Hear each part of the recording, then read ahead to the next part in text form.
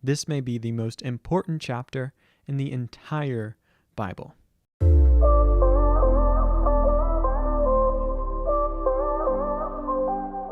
Well, hey guys, what is up? Welcome back to my channel. My name is Austin. This is Gospel Simplicity, and I am so glad that you're here today for this video. Today we are jumping into a new book for our series, Life in the Word, and we're going to be in it for a while, and I could not be more excited. In fact, I'm not sure if you're really allowed to have favorites, but I'm going to let you in on a little secret. This might be my favorite book of the Bible. You see, today we are jumping in to the Gospel of John, and it is a dearly loved book for many, myself included. Now, if you're new to Life in the Word is a weekly Bible study we do here on this channel where we seek to unpack the Bible one chapter at a time. Throughout these videos, we seek to do what I refer to as simple Bible study. And by that, I mean that we look to the text and we see what is God trying to communicate in and through this author? Like, what is the intended meaning? And then what implications does that have for our time? As you'll notice, we pay a lot of attention to context. And in this, I'm trying to take the best of scholarly insight and make it really applicable to your everyday life. So whether you've been reading the Bible for a long time or you're brand new to it or anywhere in between, that you can really benefit from this. I am so glad that you're here and I cannot wait to jump into it. But before we do that, I want to say, as I always do, you will get so much more out of this if you go ahead and read the chapter. So today that would be John chapter 1. Now, if you're driving or something, no need to pull over. But if you are able to grab a Bible or your phone or whatever and flip over to John chapter 1, read it, and you will get so much more out of this.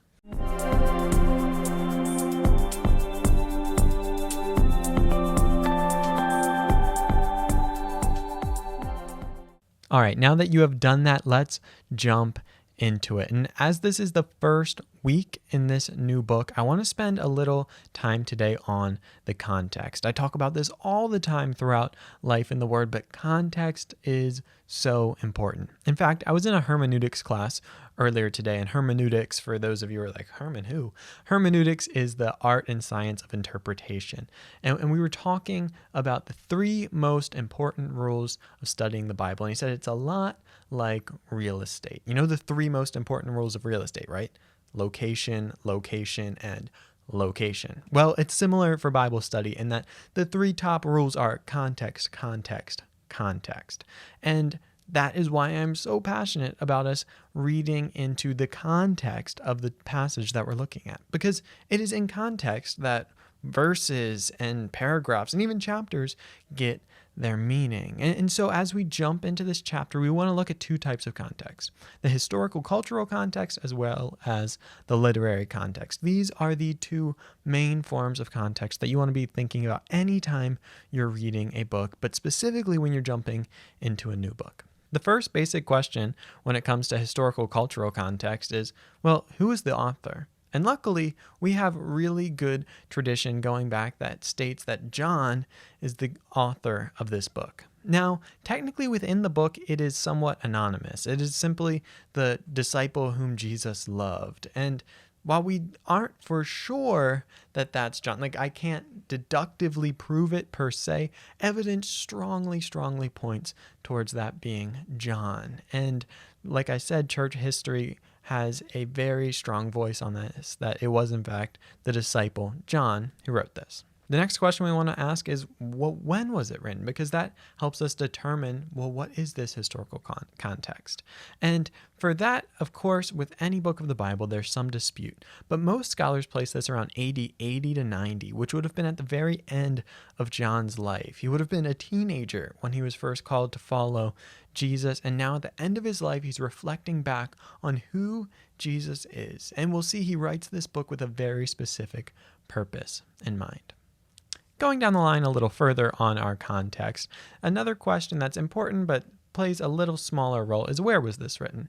And while we can't be 100% sure, most church tradition has this pointing back to Ephesus, that John was a leader in the church there and that he would have written this there. To summarize that historical cultural context, we have John, disciple of Jesus, writing towards the end of his life about his profound experience following Jesus and reflecting on who exactly Jesus is and what that means for the world. He's seen the early church grow up and develop, and he's seen them face hardship and now blossom, and he's writing in and for the church. But then we also want to look at the literary context. And I know this is a lot of context, but this will pay off so much, so stick with me just a little bit longer. As far as the literary context, one of the most important questions to be asking when approaching a new book is, what is the author's overall theme or purpose for the book? Now, often that requires a lot of work on behalf of the reader to really read the book several times and begin to just see the themes that pop up and get a sense of the thesis. But luckily for us, John just comes out and tells us. In fact, in the second to last chapter in John chapter 20, John tells us his purpose for the book. And he says that his purpose is he's written these things that you might believe that Jesus is the Christ, the Son of God, and have life in his name. And so we see that this book, it has the express purpose of evangelism. It is trying to get you to believe in Jesus. And we'll see that the way John goes about shaping this book is very different than the other Gospels. In fact, they have a name, the Synoptic Gospels, Matthew, Mark, and Luke. And synoptic, you can hear that it comes from the same word synopsis, like a summary. And you see they share a lot of material in common. But John is 90% unique in his content, so it stands very different than the others, but not necessarily contradictory. Instead, he has a different purpose, and he's reflecting in a different way, and he shapes his material in such a way that it serves that purpose. Now, this isn't to say he made this stuff up. Far from it. It's that when any of us tell a story, we necessarily have to pick and choose parts. And John even says that. He says, if I told you everything, not all the books in the world would be capable of recording it. Like, it's just too much information. And when you tell a story about your life, you pick details that serve the point that you're trying to make. And that's what John's doing here. And now there's a little bit of debate over whether John is an independent tradition, so he wasn't aware of them, or whether he knew what Matthew, Mark, and Luke had written and simply chose to talk about different things. Now, I find the latter more appealing for several reasons. I think it fits better with the theology of what the canon is. But besides that, church history points to that as well. Tatian and Clement both remark that John knew Matthew, Mark, and Luke. He knew the writings, and he was aware of them, and he wanted to give a more full-fledged picture. And that's why it's put as the fourth gospel, so that you read them all together and you get this full-orbed Christology, and you get this full-orbed picture of what was going on. And of course, John's purpose was a little different. He's writing to non-Christians, and he's telling them, look, you should believe in Jesus, and let me show you why. Additionally, as regards the literary context, we want to think about how is this book structured. Now, no one is better at illustrating this than the Bible Project. They have fantastic videos on their channel that you can look up that show just the literary designs of different books of the Bible. So if you want to do that, I'd really encourage you to check out their channel. They have blessed me so much, and I just love their work. But to put it really simply, you can divide this book up into either 2 or 3 parts, and some people do more, but a common division of it is chapters 1 through 12, and that's Jesus's ministry to the world. And then in chapter 13, we see this shift, and it gets more personal as it moves into the passion narrative of Jesus' crucifixion. Jesus focuses on this intimate time with his disciples in 13 through 17, where Jesus is praying for them at the end there in 17. And then in 18 through 20, we see the betrayal and the crucifixion. And then in 21, we have a bit of a prologue. So you could divide it up into Jesus' ministry to the world and to the disciples, or you could do his public, private, and passion ministries. There's different ways, but it's helpful to see that overall structure so that as you're reading, you can read not only in light of the purpose, but in light of the planning and structure of the content. All right, I know that was a lot of context, but now you are equipped to understand what you're reading. So let's jump in. The first section that I want to look at is chapter 1, verses 1 through 18. And this is commonly referred to as the prologue to the book of John, and it is absolutely incredible. In fact, a fun fact for you is that just this last week, I attended a Latin Mass at a Catholic church as a part of a series I've been doing. And something that I was delighted to find out is that they actually read this prologue every single week in their Mass. And why do they do that? Well, because it's so important. John, he's setting up this whole picture of what he's going to lay out. And remember, we want to be thinking about his purpose. So he's trying to convince people that Jesus is the Christ, the Son of God, and that they may have life in him. And so he starts right off the bat with this beautiful, beautiful opening paragraph where he talks about the Word. And he was using this great concept of the logos, like the logic. And he says the Word, that this wisdom, the logic, was with God in the beginning. And he's mirroring the language of Genesis 1:1 here, which would have been in the minds of every Jew as they read this. So in the beginning, that's exactly how Genesis starts. But there's a twist. In the beginning was the Word. And the Word was with God, and then he blows every mind here, and the Word was God. And so immediately we have this high picture of Jesus, or what scholars would call a high Christology. And John wastes no time. He's saying, if you're going to read this book, read it through this lens. And then it gets even crazier. Not only do we have this Word who is with God and God enough to really just for you to wrestle with for the rest of your life theologically, but this Word was made flesh.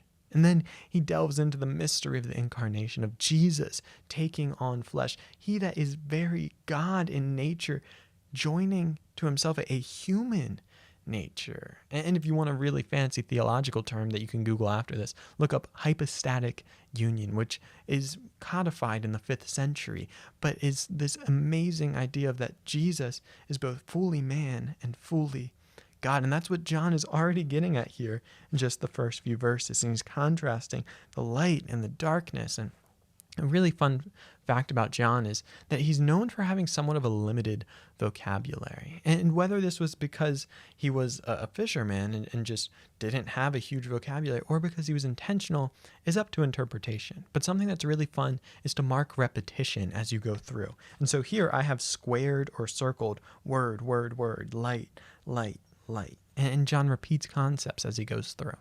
And just one more thing I want to look at as we're in this prologue section is this interplay of grace and truth. So we have this Word, and he is the light of life, and he takes on flesh, and he's full of grace and truth. You know, it says here that the Word became flesh, verse 14, and dwelt among us. We have seen his glory. The glory is of the only Son from the Father, full of grace and truth. And it's not this balance of grace and truth that we hear in churches, as if that's what we should shoot for. Like, hey, be careful on how much grace you show, because you need some truth too. Like, don't go too crazy on the grace. But John's saying he is maximally gracious and maximally truthful. He's the embodiment of both. And chew on that and seek to emulate that in your life. And, well, you can pause the video and be done right there.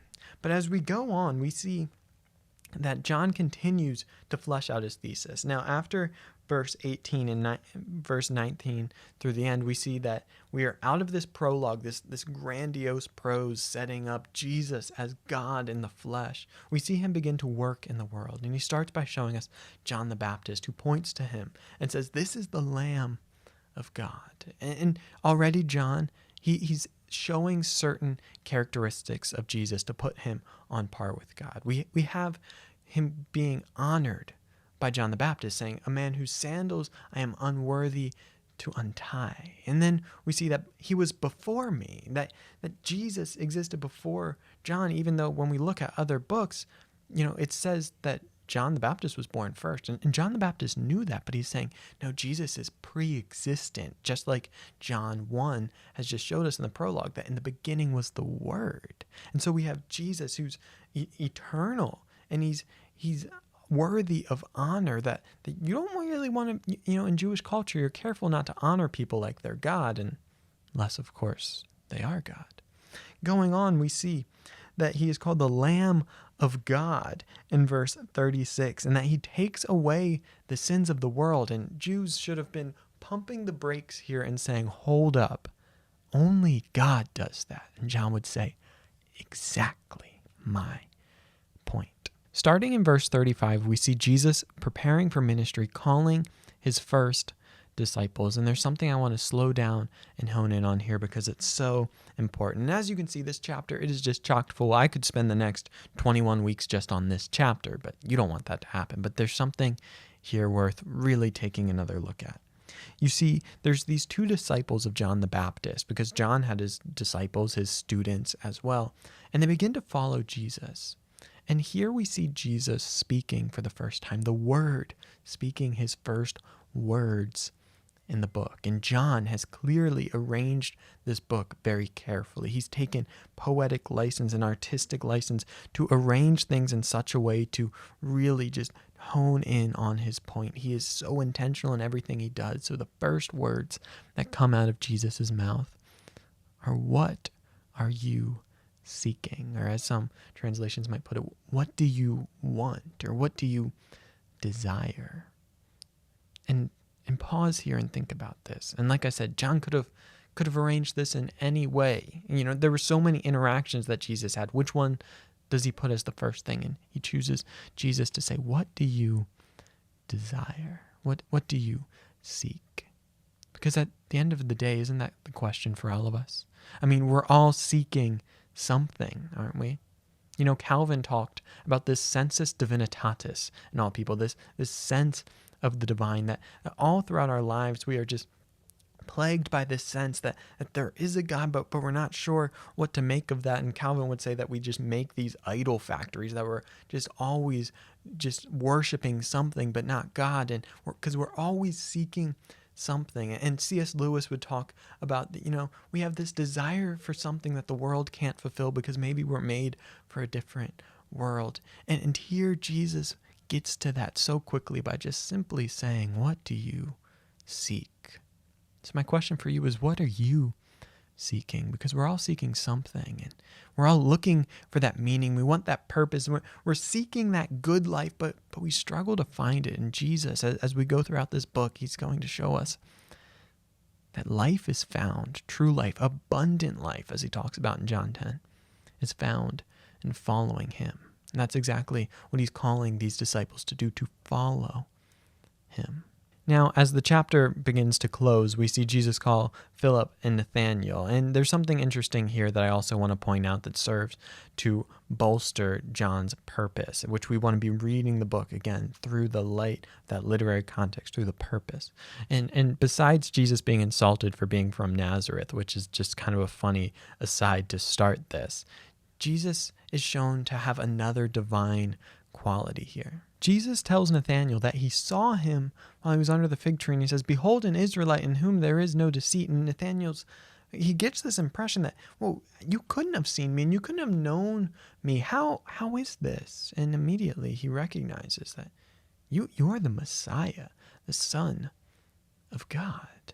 You see, we're only one chapter into this book, and John is already just moving forward so quickly on his pursuit of getting you to believe that Jesus is the Christ, the Son of God, and that you may have life in him. He's saying in the beginning was the Word, and the Word was with God. He is pre-existent. He created all things, and then he came in the flesh, full of grace and truth. He's told to be the Lamb of God who takes away the sins of the world. He's capable of saying. He's got these attributes and these actions of saving people, and he's omniscient in this sense. And we see all of these things, and of course they're not fully defined, but John is making this case, and he is just going to keep going throughout the book. And so as we have all of those theological insights in there, I just want to challenge you as you read this book. Like, you might be wondering, Austin, so what's the practical implications of this?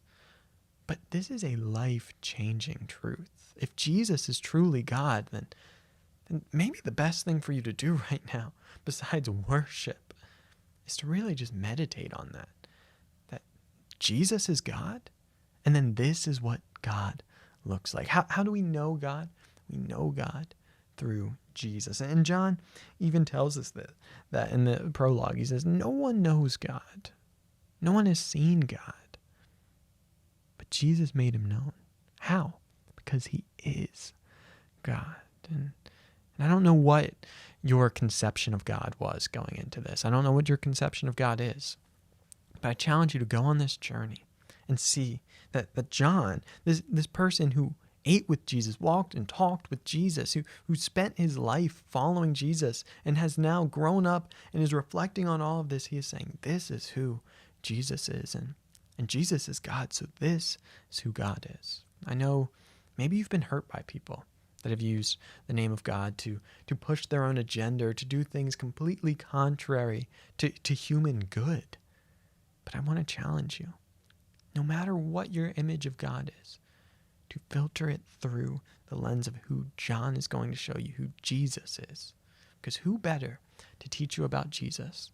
Someone who walked, talked, and ate with him. That is what you get to do by reading the book of John. I hope you'll join me on this journey.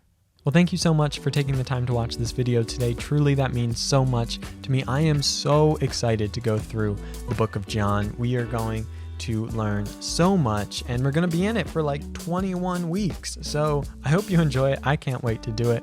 And if you have any just comments or questions or concerns, leave them in the comments down below. I would love to interact with you and just talk theology and talk about the book of John. That would make my day. If you're new, my name's Austin. This is Gospel Simplicity, and here on this channel, we are centered around the beautiful simplicity and transformative power of the gospel. If that interests you, I would encourage you to hit subscribe to become a part of what we're doing. To those of you that have already done that, thank you so much. I so appreciate you, and just keep being awesome. Until next time, be on the lookout for more videos, and as always, go out and love God and love others, because truly, above all else, that'll change the world.